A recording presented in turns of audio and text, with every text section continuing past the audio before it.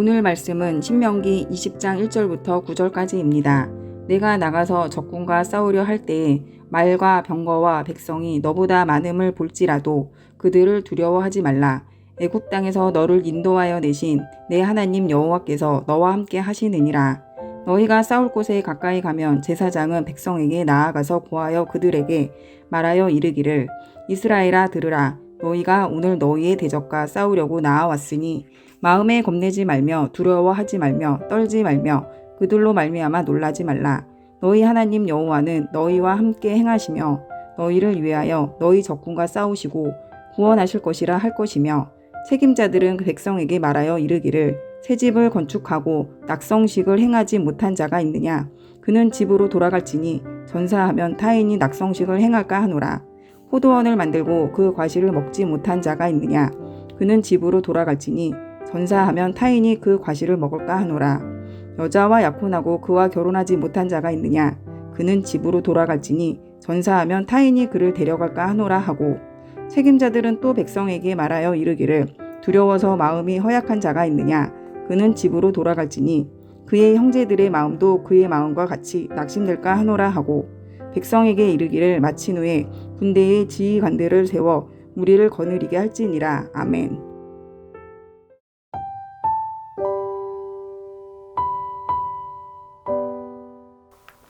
하나님께서 이스라엘에게 약속으로 주신 가나안은 빈 땅이 아니라 이미 여러 족속이 살고 있었습니다. 그래서 이스라엘이 그 땅을 차지하기에는 전쟁은 불가피한 것이었습니다. 오늘 모세는 이스라엘 백성에게 가나안에 들어가서 적군과 싸우려 할 때 어떻게 해야 하는지를 말하고 있습니다. 그런데 모세는 적군과 싸울 때 전략이라든지 전쟁에 필요한 준비를 어떻게 하라고 말하지 않습니다. 우리가 생각할 때는 병력이나 전쟁에 필요한 물품이 더 중요할 것 같은데 모세는 오직 전쟁에 나갈 때 어떤 마음이어야 하는지만을 말합니다. 첫째, 모세는 말과 병거와 백성이 너보다 많음을 볼지라도 그들을 두려워하지 말라고 합니다.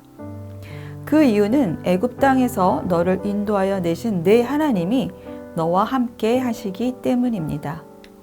지금까지는 모세가 함께 했지만 이제 모세는 함께 하지 못합니다.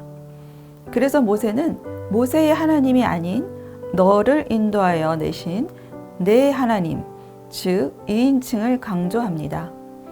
애굽 땅에서 인도하여 내신 이는 모세가 아니라 하나님이시고 이제 모세는 함께하지 못한다 하여도 너희를 인도하신 그 하나님이 너희와 함께 하신다는 겁니다. 또 모세는 2절부터 4절에서 더 자세히 너희가 싸울 곳에 가까이 가면 제사장은 백성에게 나아가서 고하여 그들에게 말하여 이르기를 이스라엘아 들으라. 너희가 오늘 너희의 대적과 싸우려고 나아왔으니 마음에 겁내지 말며 두려워하지 말며 떨지 말며 그들로 말미암아 놀라지 말라. 너희 하나님 여호와는 너희와 함께 행하시며 너희를 위하여 너희 적군과 싸우시고 구원하실 것이라 할 것이며 라고 말합니다. 여기서 보면 특이한 점이 있는데요. 그것은 싸울 곳에 가까이 가서 백성에게 말하는 사람이 제사장이라는 겁니다. 제사장은 전쟁에 대해 전문가는 아니지만 전쟁에 참여할 이스라엘 백성들의 믿음을 바로 세워주는 역할을 했습니다. 제사장이 하는 말도 전쟁과는 별로 상관없는 겁내지 말라, 두려워 말라, 놀라지 말라입니다. 이것들은 우리와 함께 하시는 하나님에 대한 신뢰가 약해질 때 생기는 마음이기에 제사장의 역할이 필요했던 것이지요. 사실 이스라엘이 애굽을 탈출한 것은 이스라엘의 뜻이 아닌 하나님의 뜻이었습니다. 하나님은 이스라엘을 애굽에서 탈출시켜 가나안에 살도록 계획하셨습니다. 이 세상을 창조하신 하나님이 책임지시고 이 우주 만물을 운행하시며 지켜가시듯 그런 계획을 세우신 분이 이스라엘을 애굽에서 탈출만 시키시고 가나안에 들어가는 것은 나 몰라라 하실 이유가 없습니다. 그래서 애굽을 탈출시킨 하나님이 함께 하시면 가나안 거주민이 말과 병거가 많아도 백성이 많아도 문제될 것이 없습니다. 하나님은 그들을 위해 함께 적군과 싸워주시고 그들을 구원하시는 분이시기에 전쟁은 하나님께 속한 것입니다. 둘째, 모세는 전쟁할 마음이 없는 자는 돌아가라고 합니다.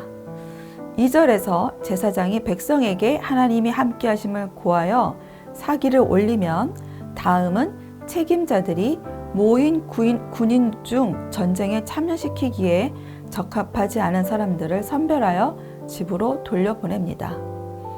돌려보낼 자들은 집을 짓고 준공식을 하지 못한 사람, 포도원을 만들어 놓고 그 열매를 맛보지 못한 사람, 약혼을 했지만 결혼을 하지 않은 사람입니다.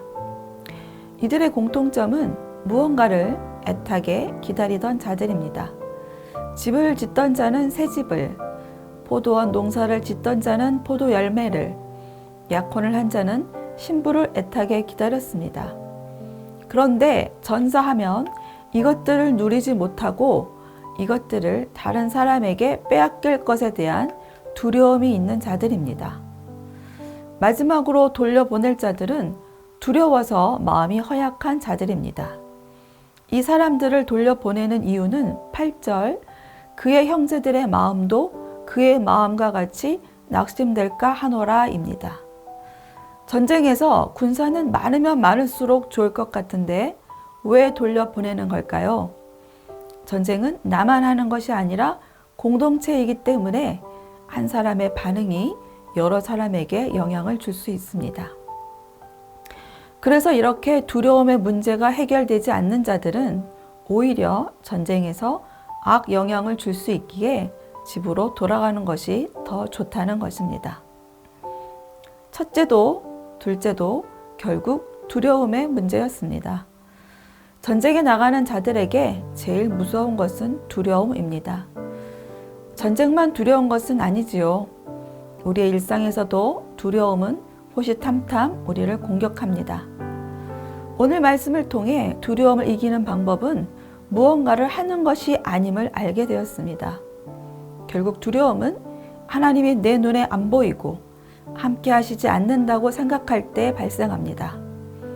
그러나 하나님이 함께 하심을 신뢰하면 두려움은 사라집니다. 마치 아이들이 부모님이 눈에 안 보이면 무서움에 울다가 엄마 아빠 얼굴을 보면 울음을 그치는 것과 같습니다.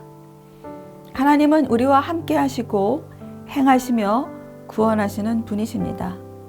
이것을 잊지 말고 하나님을 신뢰하는 개개인이 모여 서로를 격려하는 강한 군사로의 공동체가 되었으면 좋겠습니다. 오늘 말씀 생각하며 함께 기도하겠습니다.